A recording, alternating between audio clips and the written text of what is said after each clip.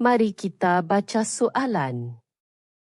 Ini soalan trigonometri dengan 4 bahagian, iaitu satu persamaan untuk diselesaikan dan satu graf untuk dilakarkan. Kedua-duanya dibina daripada ungkapan yang sama.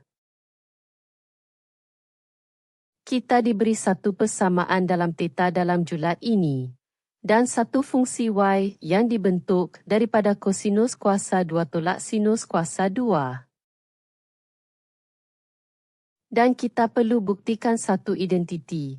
Gunakannya untuk selesaikan persamaan, lakarkan graf, kemudian cari julat H yang memberikan tepat 8 penyelesaian.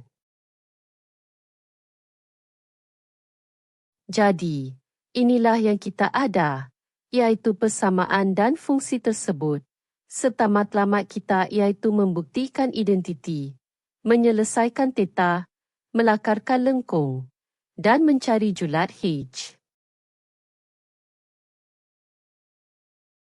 Ini idea yang membuka jalan kepada semuanya. Ungkapan ini, kosinus kuasa 2 tolak sinus kuasa 2, tersembunyi di dalam persamaan dan fungsi tersebut. Ia sebenarnya bentuk sudut berganda bagi kosinus. Sebaik sahaja kita nampak ia sebagai kosinus 2 theta, setiap bahagian jadi mudah. Mari kita buktikan dahulu. Langkah 1. Buktikan identiti sudut berganda ini dari asas. Tulis 2 theta sebagai theta tambah theta. Kemudian gunakan petua sudut majmuk bagi kosinus. Mengembangkan kosinus hasil tambah dengan kedua-dua sudut bersamaan theta memberikan ini. Setiap hasil darab itu ialah fungsi tersebut dikuasa duakan dan tepat menjadi kosinus kuasa 2 tolak sinus kuasa 2. Terbukti.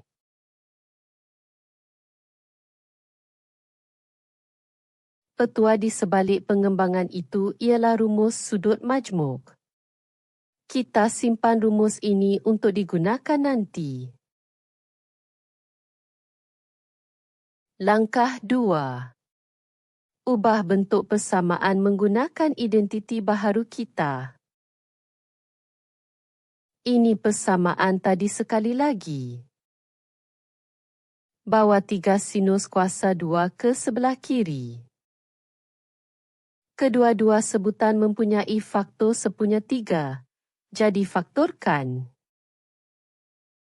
Kandungan dalam kurungan itu tepat identiti kita, jadi ia kosinus 2 theta. Gantikan masuk. Bahagikan kedua-dua belah dengan 3, dan ia termudah kepada kosinus 2 theta bersamaan 2/3. Langkah 3.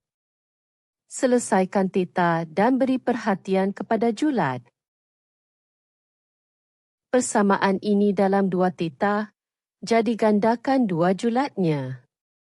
2 theta berjulat daripada 360 hingga 720 darjah. Sudut rujukan ialah songsang kosinus bagi 2/3. Lebih kurang 48 darjah. Kosinus positif, jadi 2 theta berada dalam sukuan semua atau kosinus iaitu sukuan pertama dan keempat. Dalam sukuan pertama pusingan ini, itu 360 tambah sudut rujukan, iaitu 408. Dalam sukuan keempat, itu 720 tolak sudut rujukan, iaitu 671. Kekalkan setiap satu dengan ketepatan penuh, dan theta lebih kurang 204 atau 336 darjah. Langkah 4. Sekarang kepada graf. Mula-mula permudahkan fungsi menggunakan identiti yang sama. Ini fungsi tersebut.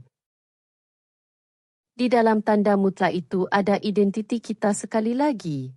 Jadi ia menjadi negatif nilai mutlak kosinus 2 theta tambah 4/5. Pertama, setinggi dan serendah mana ia boleh sampai? Kosinus kekal antara negatif 1 dan 1. Modulus itu menghadkan nilainya pada kosong. Terbalikkan dan naikkan sebanyak 4/5, maka Y berjulat daripada negatif 1/5 hingga 4/5. Mulakan dengan gelombang asas, kosinus 2 theta. Dalam satu pusingan penuh, ia membentuk dua gelombang lengkap, memuncak pada 1 dan menurun ke negatif 1. Plotkan titik-titik penting itu dahulu, kemudian sambungkan menjadi satu lengkung licin. Sekarang ambil modulasnya. Ini membalikkan setiap bahagian di bawah paksi ke atas, jadi lembah menjadi bonggol yang menyentuh 1, dan lengkung itu tidak pernah jatuh bawah kosong. Tanda negatif itu membalikkan keseluruhannya semula ke bawah, jadi sekarang ia berada pada atau di bawah paksi. Akhir sekali, tambah 4/5 untuk menaikkan keseluruhan lengkung.